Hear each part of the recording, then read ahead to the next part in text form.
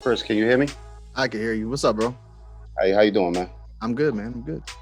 I can't see you though. I don't know if the camera's got an issue. Hold on, let me see. Got you. There we go. There we go. There it is. There it is. How you doing, bro? I'm good. I'm blessed. How you feeling? Always blessed. Same, bro. Yeah, man. I'm excited to have you here.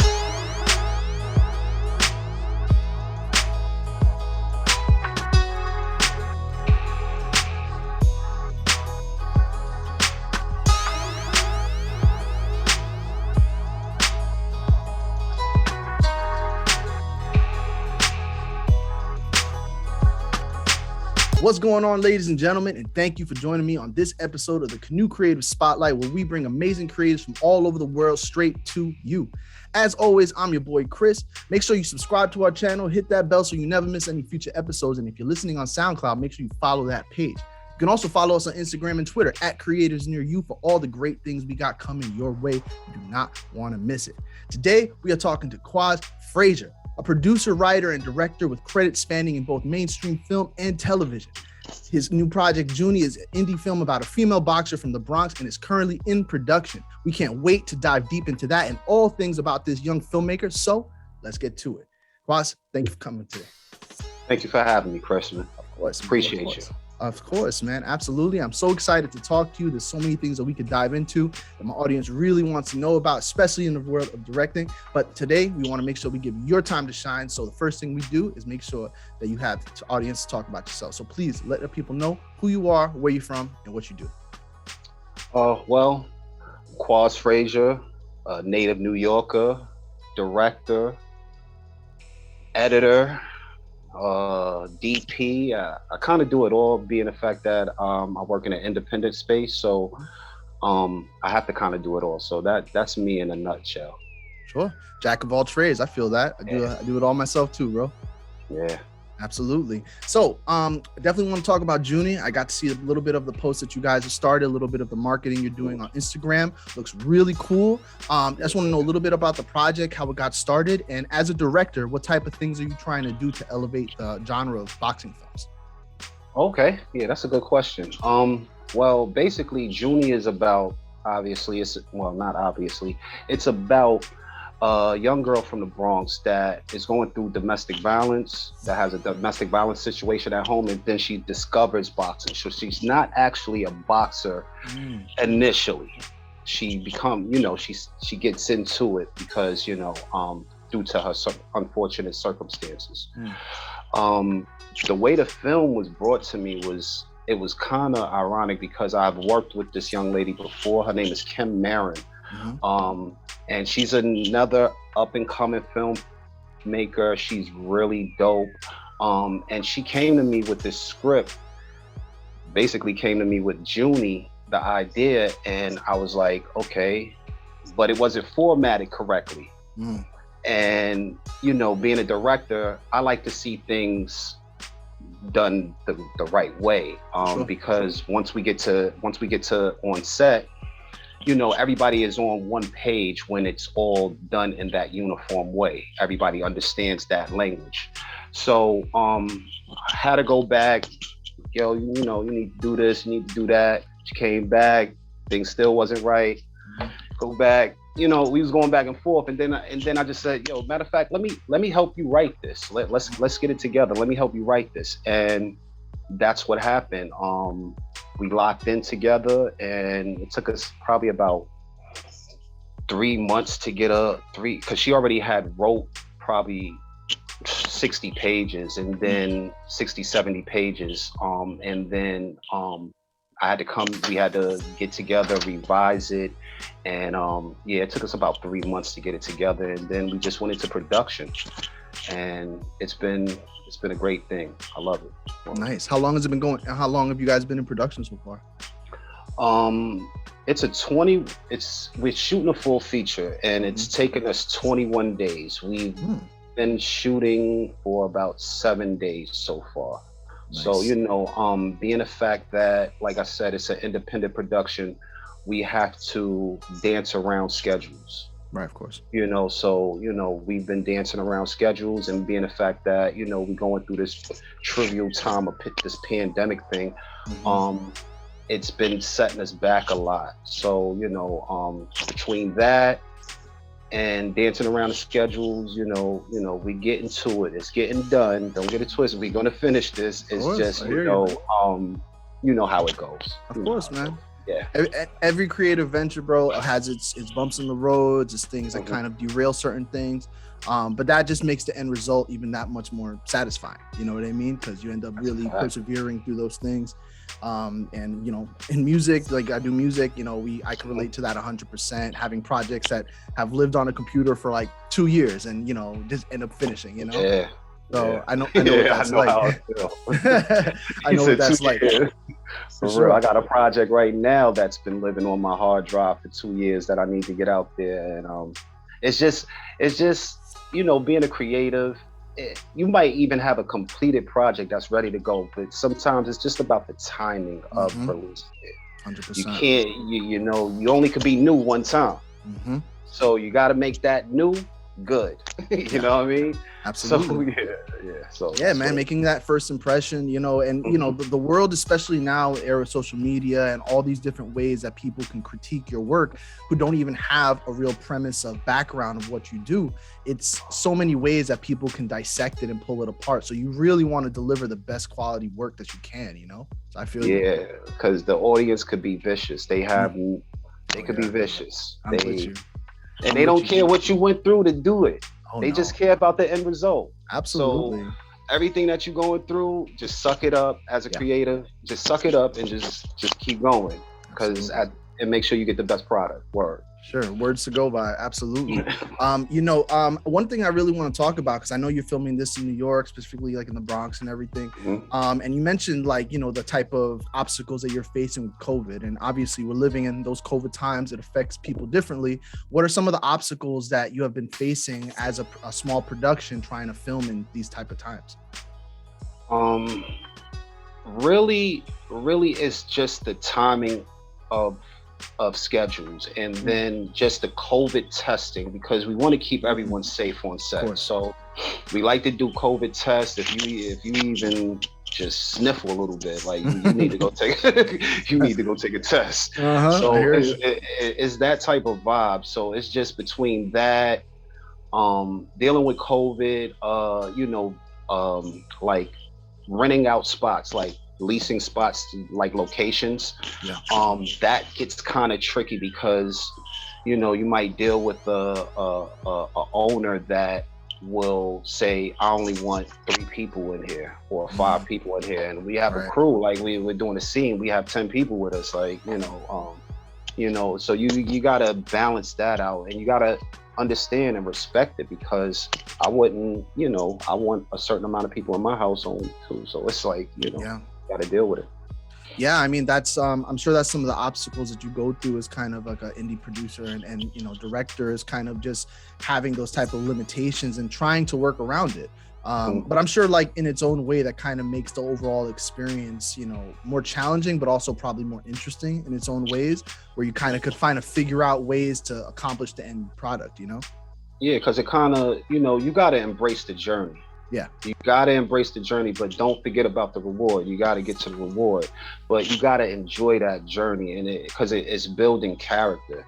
It's building that tough skin that you got to have inside this industry. So, without it, if everything is handed to you, you won't know what it is to be, if you just come in the game and you're already on $1 million set and you have everything handed to you, you won't know what it is to feel like when it's just you and your boy or a couple of actors or something. They have an idea and they want to put something together, and it's kind of dope, and you won't be able to know how to do that if you don't go through the journey and embrace it and understand that it is building your character. So yeah, don't be scared of it. That's the thing. Yeah, man. I mean, those like I said, those bumps in the roads, they definitely form the type of person you are. It's those stories of perseverance that kind of just make you know what I mean, and really show, are you really about that life? You know what I mean? Do you really want it? Are you hungry enough to face those obstacles and overcome them? So I'm with you 100%. Because hard work always beat talent. For Yeah, real. absolutely, bro. Absolutely. So, diverging a little bit from just indie, Junie itself, I want to know just a little bit more about you, about your personal journey. How did you get started as a filmmaker? How did you like learn that this is something you wanted to do? Were there like directors that influenced you when you were younger and, impacted you in that type of way? Okay. Basically, I started probably about 11 years ago. I was a producer. I was making music. Initially I was rapping. I was a Mm-hmm. rapper. Mm-hmm. Then I felt like I was getting a little too old to be jumping around rapping and stuff of that nature. So I transitioned more into the production side. Sure. Um, Met a lot of dope producers, and it almost killed my confidence on producing because I met so many talented people. Like Right. people was playing keys, and I was mainly a studio producer. I was just Fruity Loops producer. Well, now it's called FL Studio. When I was Yeah. producing, it was called Fruity Loops. You know Yeah, what I'm saying? yeah. That's how. I'm with you. Oh yeah. So I was just pressing buttons Yeah. and making nice joints. But I was working with an artist, a friend of mine, and we needed videos, and we called around to different people, and they was telling us some astronomical prices. And I decided, I was like, yo, if I'm going to pay, he was my artist, so it was like I felt like he wasn't my artist. We was working together. Mm-hmm. I felt like but I felt a responsibility to have to get this video done for him. Right. So I went out and bought a camera. Mm-hmm. I bought a T2i, and ever since then, it's just I shot his video, and then after I shot his video, people really liked the video. They really was like jacking it, and I was like, okay. And then all of a sudden, somebody came and was like, yo, I'll pay you to do a video. I was like, Right. well, you'll pay me? That is. Oh, okay. Yeah. There it is. It is. And it was from there, I never looked back. Got you. Yeah, man. I mean, that's very similar to a lot of people's stories, including mine. I started as a high school rock band, in high school playing rock and roll and stuff like that, 4 band pieces in Jersey.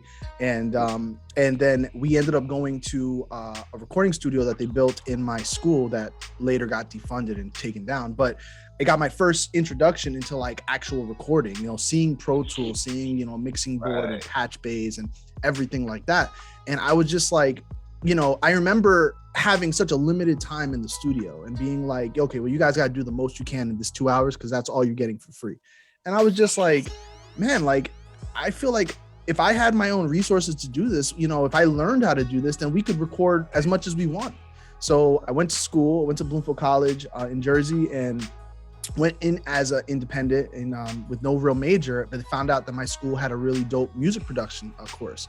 So I ended up leaning right into that in the CAT department. And it was really dope because it was a mixture of like filmmakers and graphic designers and musicians. So we all kind of worked together, and it kind of influenced what CNU is today, what I'm creating now. But it's just funny how like one type of ambition can kind of just put you in the room with other type of opportunities and kind of put you in a whole nother life trajectory. It's exactly how that goes.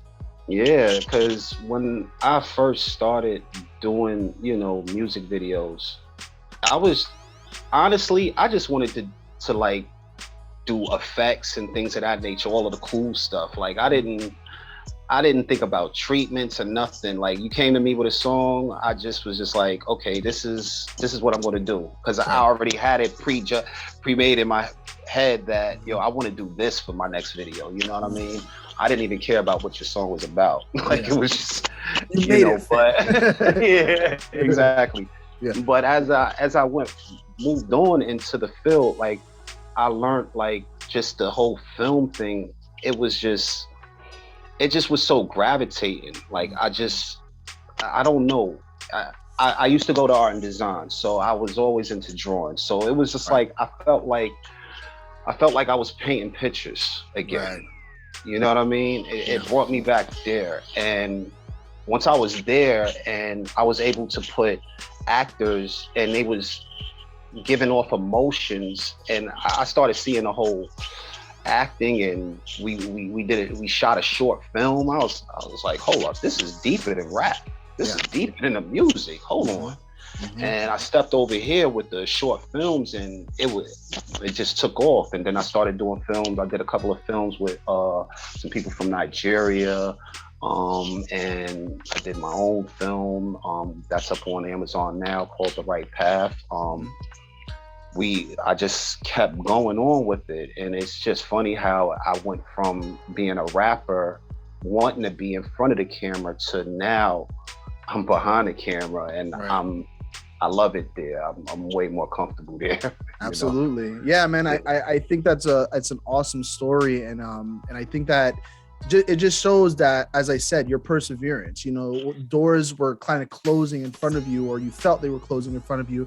And rather than just saying, you know what, I'm just going to go with, dropping all of this, you found a whole nother way to, explore your creative outlets, and you were able to kind of do something else, Because I felt like, honestly, I felt like the music industry was like sucking me dry. Like I was spending a lot of money going to the studio, rapping, doing all of this, and I bought my own equipment, and it just felt like it was just getting me. And then once I had discovered I had to provide a service to the industry, right? Instead of like really trying to make people buy my music and stuff of that nature, I was like more like, let me provide a service to this industry. And then music videos was a service for the industry to help propel the industry forward.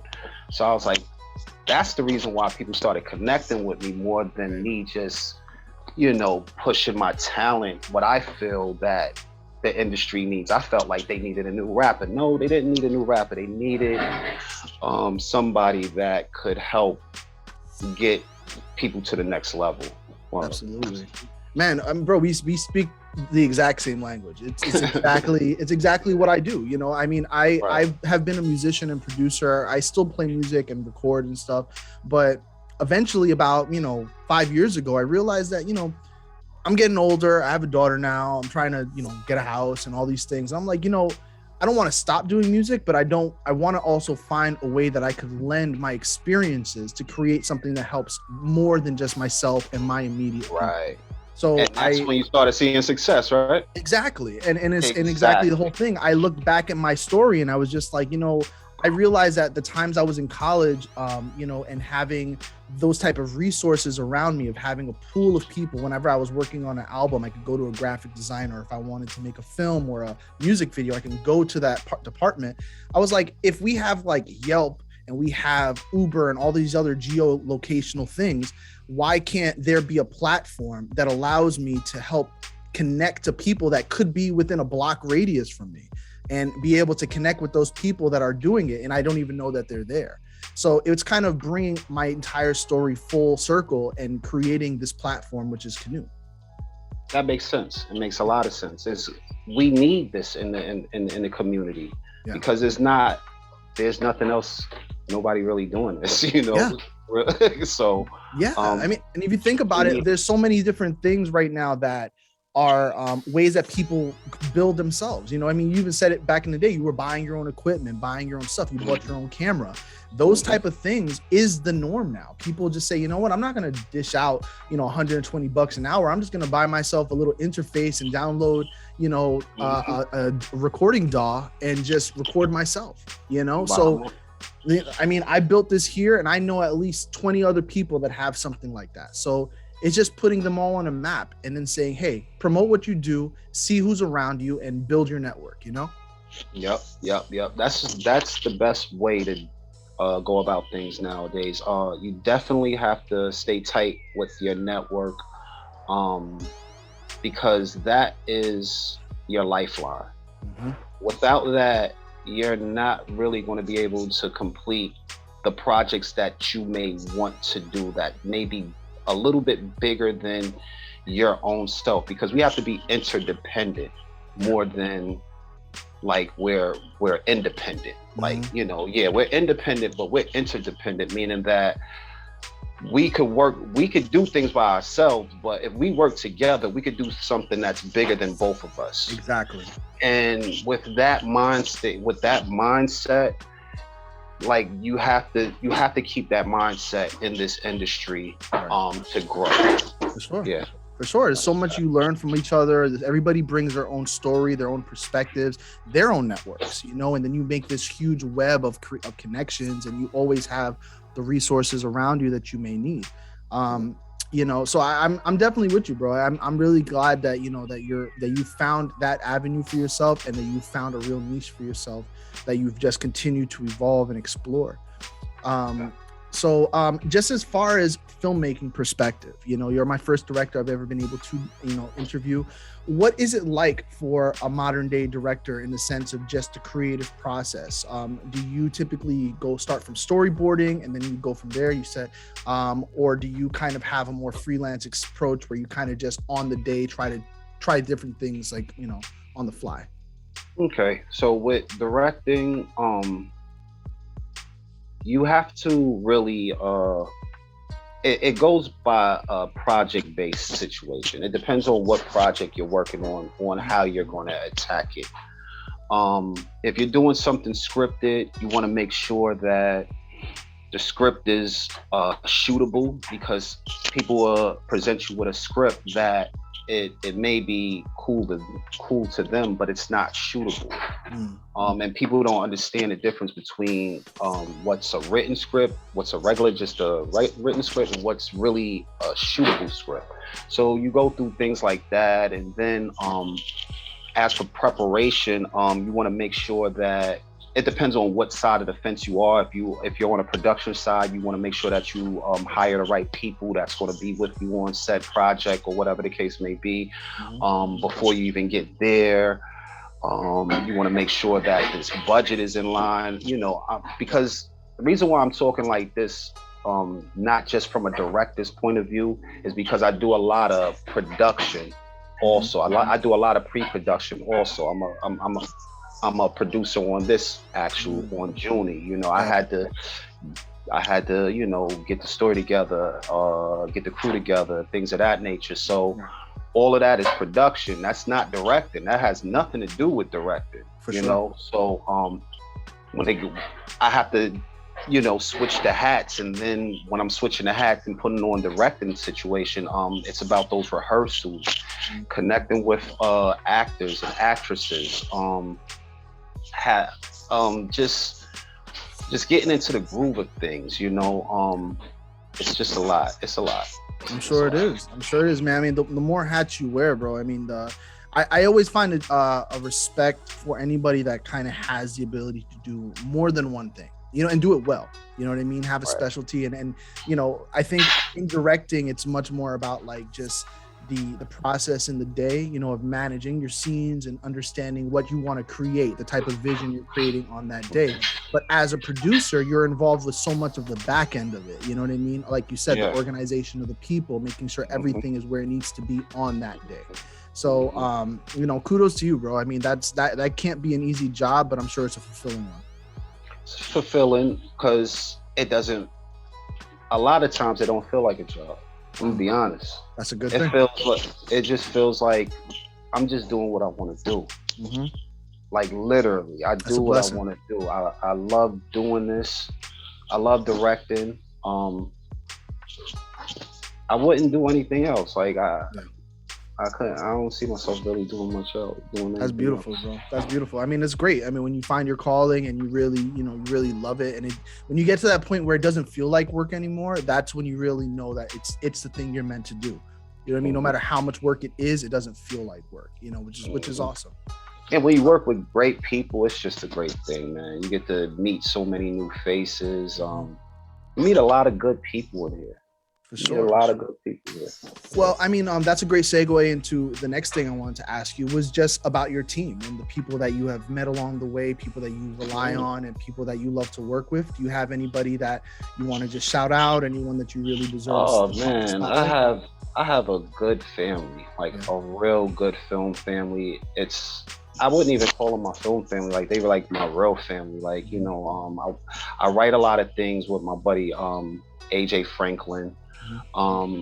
As I'm working with Kim Marin, I've been working with her for a couple of years. I have my partner Anthony Stevens.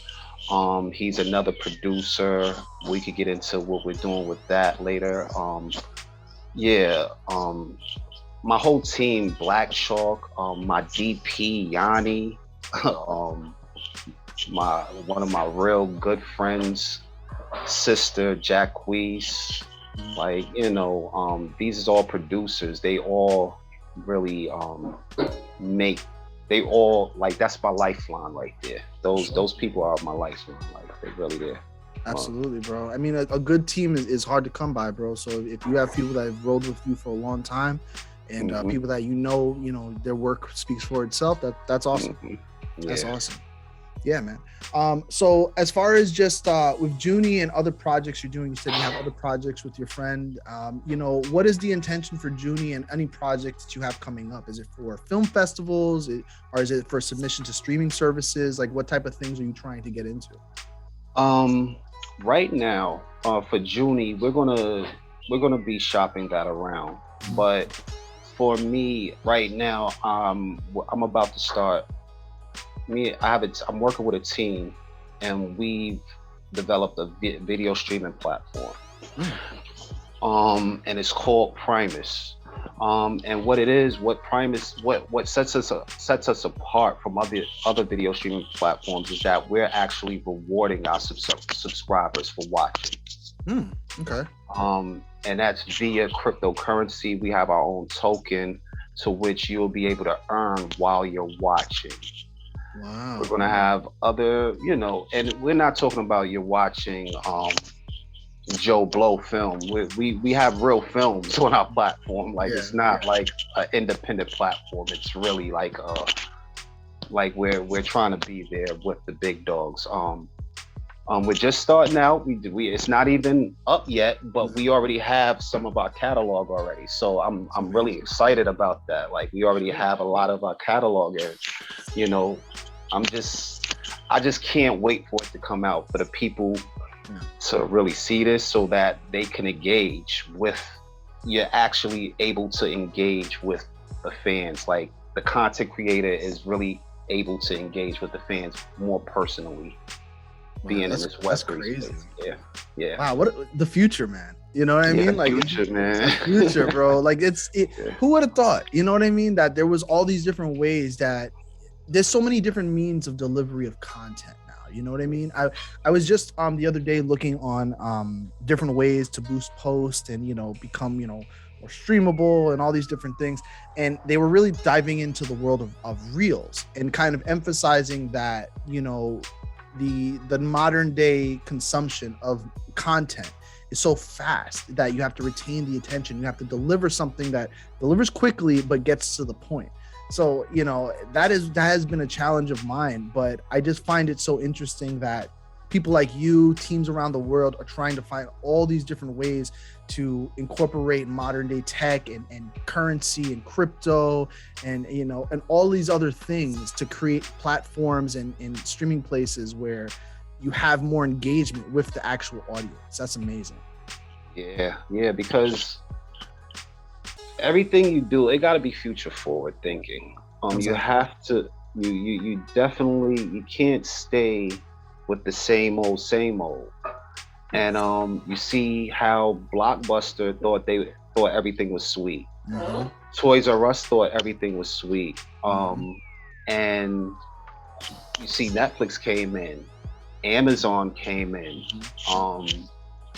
You gotta go with the time. You gotta evolve and listen to the listen to the culture. Like listen, feel it, be there with it, and you'll know what it needs. You know what I'm saying?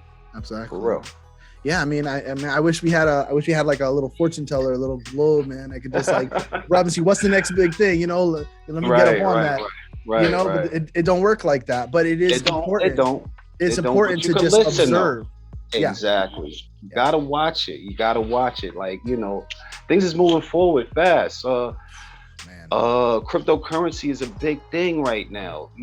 Not even right now. It's going to be a big thing moving forward. Absolutely. Because people don't really want to transact like really have contact like that. So this is kind of minimizing contact to where I don't have to give you $1 physically. I could send you $1. Exactly. You understand? So you know, that's the reason why I know it's going to come full circle. It's going to be our reality. So I'm just excited about it, though. I'm really excited. That's awesome, man. I mean, it's just great, bro. It's great to just see, you know, new young people and anybody that's just trying to push the envelope, try to create something new, something interesting, you know, and evolve with the times, like you said. You know, it's awesome. So as far as just you know, the creation, the team that you work with, I did notice that, you know, on some of your posts for Junie, you know, you emphasized the all black cast, all black team and everything like that. And in the modern day that we live in, you know, what is it like to you know, what is the importance to you, the significance of having that platform and be able to elevate these stories with teams like that? It's very important. Sure. It's definitely very important. But diversity is also very important also. Absolutely. You know what I mean? But having our people on that screen and behind the camera, that's crucial, because I'm gonna be honest, when I was younger, I didn't have access to any cameras, any movie cameras. I didn't have access to none of this stuff. I didn't even know that we could do this. So my life was in a different direction. I was into other stuff, you know what I mean? But after discovering this, and after discovering like we have these options and we could help our people and put people in positions, like it's like, why not now? Now is the time. It's what Drake said, it's a beautiful time to be alive. Like, yeah, this is the time to be alive, especially being a black person right now. Being a black is beautiful. So it's like right now, it's the time for us to step up and definitely help one another and push one another, for real. Like, seriously. Absolutely, man. Well, man, bro, you definitely paving the way. You, your team, your squad, everybody that you're working with is definitely trying to do that and pave the way for people. You know, years down the line, there's going to be filmmakers and of all different creeds and backgrounds and ethnicities, and you know, there will be no limitations on who thinks they can do what. And I think that's a beautiful future that we're creating for them, you know. You know, as you said, like the opportunities for you weren't there, you know, and you're creating those opportunities, or at least shining a light that those opportunities exist for the generation. Exactly, because we didn't know this when we was younger. We didn't, like, financial literacy, things of that nature, we wasn't really privy to. That's the reason why this platform that we're coming up with, Priymus, is so big, because even if you just watch movies, if that's all you do, if all you do is watch movies, you're going to be able to enter the world of cryptocurrency, because we're giving you that wallet, we're giving you that access to that. And even if you don't do nothing with it, you know, you gaining a knowledge of it. You starting to know how it works. And that, when we was younger, we didn't have that. We didn't know how money worked. We just went to the store for our moms and things of that nature. Like, we just came back with the change and you know, that was it. You know what I mean? We didn't know how that worked. So right now, you know, dealing with, you know, what I'm dealing with now, I feel like, you know, we're going to be helping our people with that, for real. For sure, man. Yeah, definitely, bro. So one last thing I want to talk to you about, and I just want to get your input on. Do you have any words of advice for any aspiring young filmmakers who are taking their first steps on this journey? Anything that you think they can do to position themselves for success? Any inspiring words? The first thing I gotta say is just keep going. Keep pushing. Believe in yourself. If you don't believe in yourself, no one else is gonna believe in you. And the thing is, though, make sure you get your business right.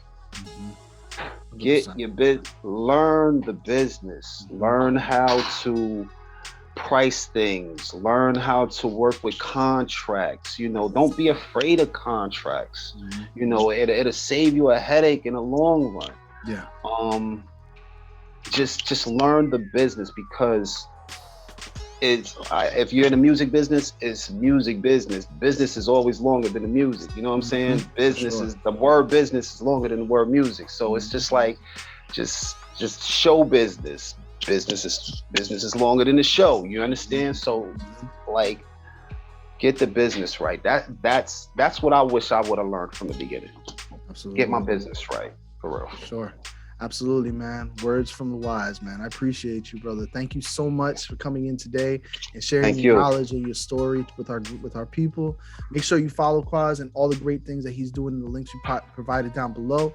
Make sure that you look out for Junie. That is going to be awesome. We cannot wait to see that out and see this amazing film on this big screen. I can't wait for you, brother. Thank you so much again. As always, I'm your boy Chris. Make sure you follow us again at CreativesNearU. Make sure you subscribe to this channel, leave us a like and a comment. Make sure you hit that bell and follow our SoundCloud if you're listening. As always, make sure you connect, collab, and create.